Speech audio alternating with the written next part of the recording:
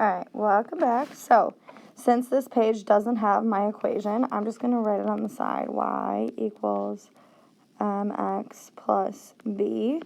Again, where m equals that rate, and b is equal to the y-intercept. And that's so you can write intercept in a shorthand way. So, example 3. Mrs. Moreau started with 100 cans of SpaghettiOs for the year and eats 4 cans a month.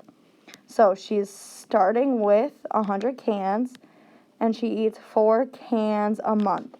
So our y-intercept is going to be 100 because that's what she's starting with. The rate is going to be 4 cans a month. So then thinking about our equation where that intercept is b and the rate is m, if we're thinking y equals mx plus b, y is going to be 100 minus 4x.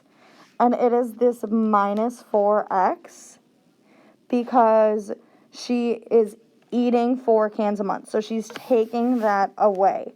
Okay, so when something is disappearing or losing, or somebody is spending that amount of money, that means that it is being taken away. It's not being added. So in the previous problems, we would write y equals, if we're thinking about y equals mx plus b, it would be negative 4x plus 100.